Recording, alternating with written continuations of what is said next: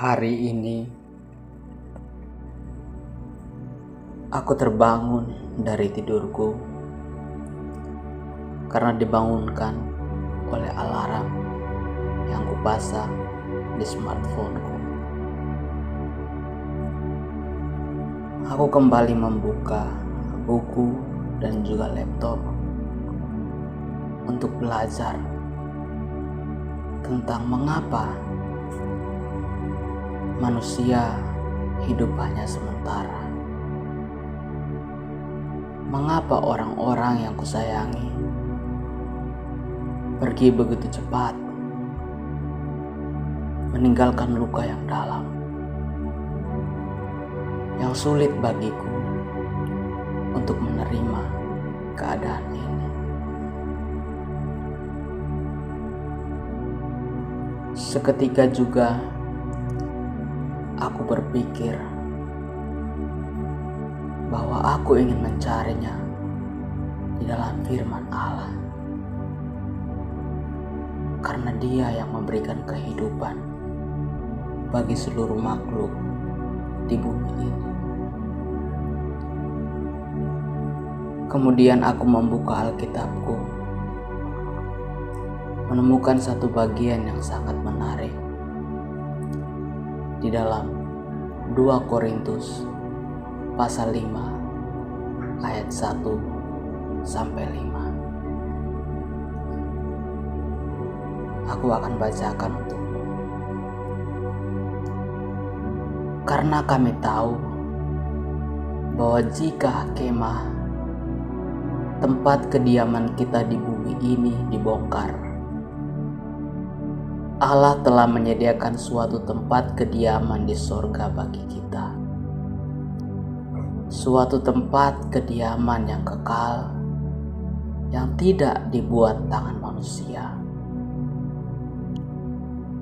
Selama kita di dalam kemah ini, kita mengeluh karena kita rindu mengenakan tempat kediaman surgawi di atas tempat kediaman kita yang sekarang ini.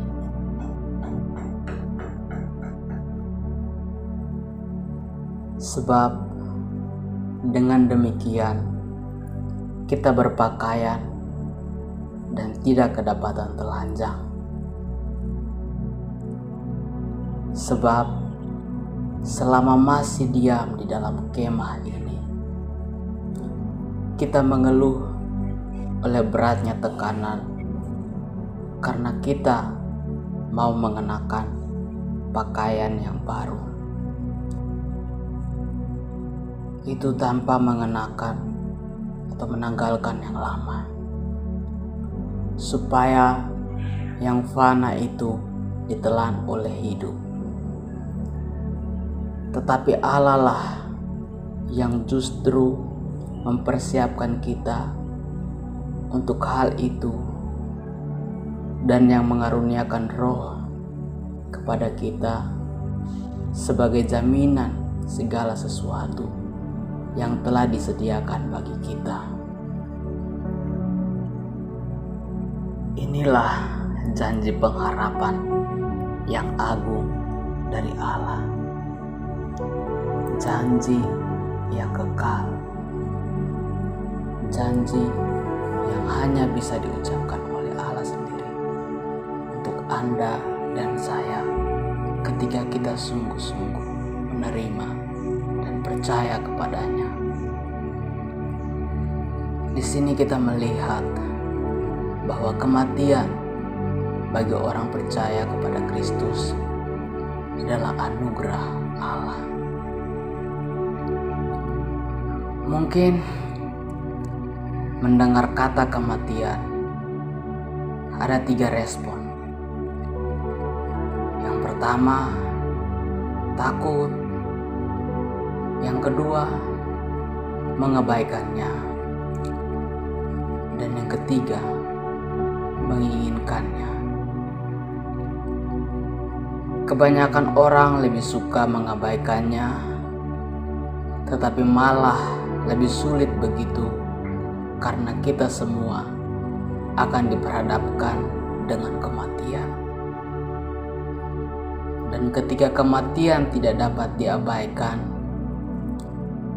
kita dapat menjadi takut atau menginginkannya. Tidak sedikit orang yang sudah percaya kepada Kristus takut mengalami kematian, dan tindakan kita untuk takut terhadap kematian lebih keras dari ucapan kita.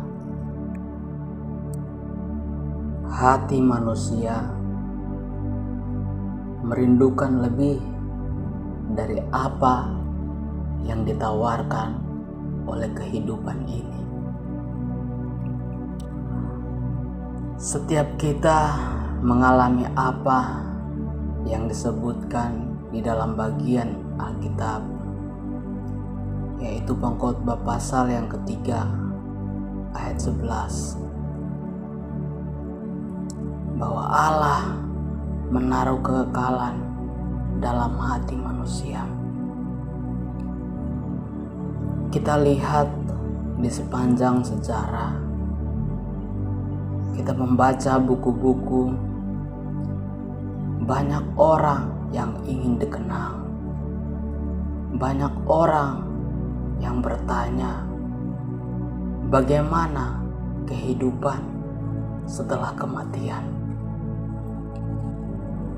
Itulah sebabnya berbagai agama menawarkan tentang kehidupan abadi yang bahagia. Tentunya di dalam kitab Pengkhotbah ini dengan jelas bahwa Tuhanlah yang memberikan kekekalan dalam hati manusia agar manusia selalu mencari Tuhan.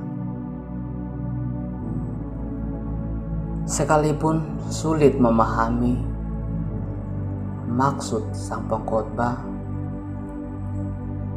jelas bahwa ia sedang menunjuk pada kerinduan yang tak terhindarkan pada suatu yang tidak dapat dipenuhi oleh dunia ini. Hal itu adalah suatu kekosongan jiwa yang juga tidak dapat dihindari oleh sang pengkhotbah. Untuk sesaat ia berusaha mengisi kekosongan batin dengan pekerjaan dan tawa. Ia mencoba untuk memuaskan rasa rindu dengan musik dan berbagai hiburan lainnya. Tetapi kekecewaannya kian bertambah hanya ketika ia kembali pada kepercayaan adanya penghakiman akhir dan kehidupan sesudah kematian. Dia dapat menemukan sesuatu yang cukup besar untuk memuaskan rasa rindunya pada makna kehidupan. Kita bisa melihat di dalam Pengkhotbah pasal yang ke-12 ayat 14. Alkitab mengajarkan bahwa Allah adalah sumber kekekalan. Sifat-sifatnya adalah abadi. Allah menyingkapkan suatu rencana yang pada akhirnya akan menghasilkan pulangnya orang-orang ke rumah Allah yang kekal, yakni orang-orang yang memilih hidup berdamai dengan Allah. Kita bisa melihat di dalam Mazmur nomor 90 ayat 1 dan Yohanes 14 ayat 1 sampai 3. Mungkin kita akan heran jika di abad-abad yang lalu orang Kristen kadang merayakan upacara penguburan orang-orang yang telah percaya kepada Kristus sebagai hari lahirnya. Hari lahirnya orang percaya yang telah meninggal ke dalam surga. Mereka merayakannya karena mereka sungguh-sungguh percaya bahwa kematian merupakan langkah awal kehidupan yang baru di dalam surga. Kematian merupakan permulaan hidup yang sempurna.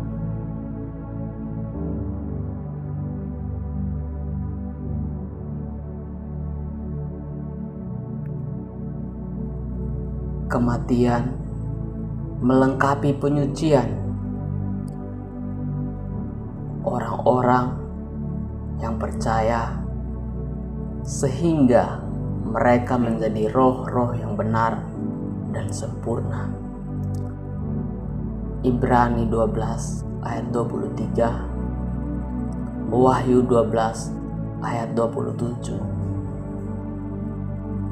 Jika kematian bagi orang percaya adalah anugerah Allah, maka kita perlu memperhatikan janji Allah di dalam perikop yang telah kita baca tadi. Yang pertama, bahwa kita harus percaya akan kehidupan kekal. Di pasal 5 ayat yang pertama, ada satu kata yang sangat menarik bagi saya, dan saya rindu untuk saudara-saudara memahami. Kalimat itu adalah, kami tahu. Ini menunjuk pada diri Rasul Paulus sendiri dan tim misinya yang bekerja untuk memberitakan Injil. Rasul Paulus menjelaskan alasannya bahwa ia dan teman-temannya terus berharap kepada Allah. Sang Rasul dan teman-temannya tak kehabisan akal untuk menasihati orang-orang di Korintus tentang perlunya untuk menantikan janji pengharapan dari Tuhan, yaitu janji akan menerima kehidupan kekal setelah kematian. Yang berikut yaitu ada kata kemah. Kematian bagi Paulus adalah pasti, dan itu juga bagi kita semua adalah pasti. Kehidupan tidak pernah mudah atau tanpa rasa sakit, tetapi kita harus yakin bahwa semuanya itu sudah direncanakan untuk membuat kita semakin dekat dengan Tuhan. Sang Rasul tidak hanya menegaskan kehidupan pada saat ini saja, tetapi sesuatu yang bernilai kekal. Ia berharap akan dibangkitkan dari kematian. Harapan ini juga menjadi harapan yang sama bagi orang-orang percaya di masa kini. Tempat kediaman kita di bumi dinamakan kemah sangat gampang dan fana, yang mudah dibongkar dan dirobohkan. Kemudian bagian yang berikut, Allah telah menyediakan suatu tempat kediaman. Ini adalah sebuah bangunan permanen dibandingkan dengan sebuah tenda yang sementara. yang bisa saja berpindah-pindah. Sang rasul sedang menyatakan suatu kebenaran profetik, seolah-olah itu adalah realitas saat ini.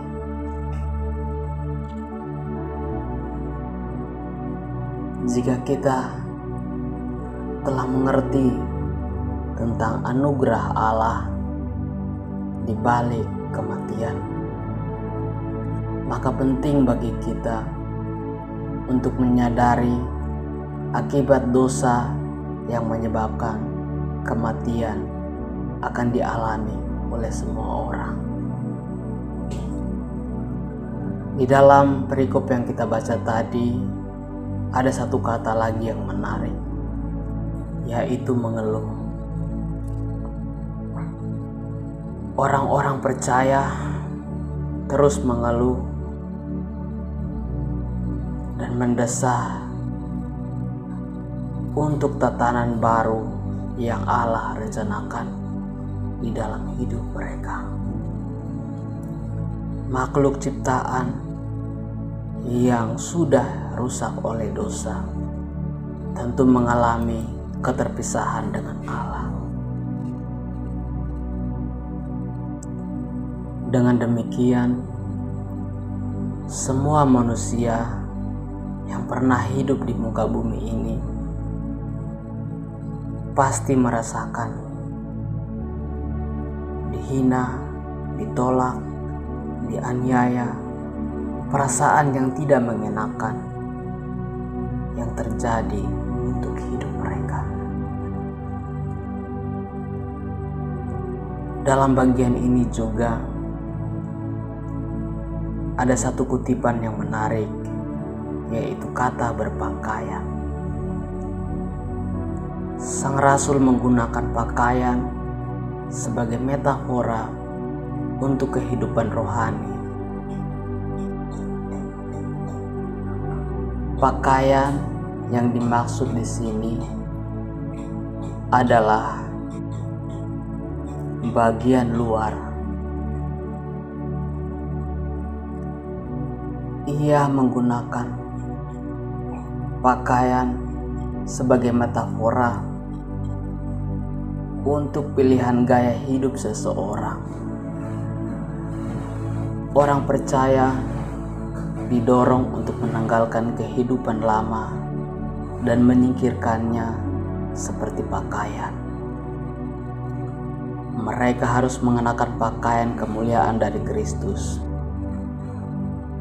Orang-orang yang percaya sebelumnya pernah dikendalikan dan didominasi oleh keinginan mereka yang jahat. Tetapi sekarang, melalui Kristus, mereka dapat berbalik dari hal-hal tersebut. Jika kematian bagi orang percaya merupakan anugerah Allah, inilah suatu dasar penghiburan bagi kita yang percaya kepada Kristus. Untuk itu, kita perlu memperhatikan kehidupan kita. Pemakaian istilah mengeluh di dalam bagian yang kita baca tadi memberikan kesan ada sesuatu yang tidak menyenangkan di dalam keadaan sekarang ini. Ayat ini menyatakan kembali dan memperluas ayat-ayat sebelumnya. Perubahan yang dilukiskan di sini ialah bahwa yang fana ditelan oleh hidup. Maut telah ditelan oleh kemenangan. Sang rasul tidak bermaksud mengatakan bahwa ia ingin mencari kesempatan untuk meninggalkan kehidupan yang sekarang. Kata kerja yang diterjemahkan menjadi terlebih suka adalah eudokeo, yang berarti hal yang menghasilkan kepuasan yang menyenangkan. Ini berarti bahwa sebuah peralihan kepada sesuatu yang lebih mulia. Tidak ada bukti yang lebih besar tentang adanya kehidupan setelah kematian daripada kebangkitan Yesus Kristus. Perjanjian Lama menubuatkan seorang Mesias yang akan mengalahkan dosa dan yang mati bagi umatnya. Yesaya 53 dan Daniel 9 ayat 26. Ini berarti bahwa para pengikut Yesus bersaksi bahwa itulah yang Dia lakukan. Kristus dengan rela mati di tangan orang-orang yang menyalibkannya, dikuburkan dalam sebuah kuburan pinjaman, dan 3 hari kemudian kuburan tersebut menjadi kosong. Para saksi mengatakan bahwa mereka tidak hanya telah melihat kubur yang kosong, tetapi juga Kristus yang bangkit, yang menampakkan diri kepada ratusan orang selama 40 hari sebelum Ia naik ke surga. Bagaimana dengan peristiwa ini untuk kita? Bagi orang yang percaya dan berada dalam Kristus, maut hanyalah bayang-bayang. Itu hanyalah lembah bayang-bayang yang memang benar-benar dalam gelap dan kotor. Namun demikian, lembah-lembah itu penuh dengan buah-buah, dan demikian buah dengan maut itu sendiri penuh dengan buah-buah penghiburan bagi umat Allah. Di lembah ini kita hanya berjalan melewatinya. Kita tidak akan tersesat di lembah ini, melainkan akan tiba dengan selamat. Maut adalah raja kengerian, tetapi tidak demikian bagi orang-orang yang telah percaya dan mengenal kebenaran Kristus dan hidup di dalamnya. Mereka tidak mengalami kegetaran dalam menghadapi bayang-bayang maut itu, karena Kristus telah menjamin keselamatan hidup mereka. Seperti di bagian firman Tuhan yang lain, Sang Rasul Paulus menulis, "Hai maut, di manakah sengatmu?" Dan ada alasan yang cukup besar untuk keyakinan ini.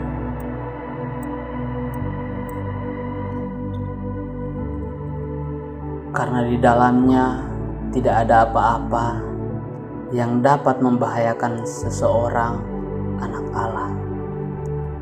Maut tidak dapat memisahkan kita dari kasih Allah, dan oleh sebab itu maut tidak dapat benar-benar menyakiti kita. Maut hanya berkuasa membunuh tubuh, namun tidak dapat menyentuh jiwa. Mengapa maut harus ditakuti bila tidak ada apapun di dalamnya yang menyakiti kita? Karena orang-orang kudus memiliki hadirat Allah yang penuh rahmat bersama mereka ketika mereka sedang menghadapi ajal. Tuhan Yesus telah mengizinkan pembebasan di masa kesukaran yang kita hadapi sebagai orang percaya. Biarlah kita tetap bersandar dan berharap pada tangan-Nya yang kekal, yang sanggup memelihara hidup kita, menyediakan segala yang baik untuk pertumbuhan iman kita, bahkan janji penyertaan-Nya sampai kekekalan. Amin.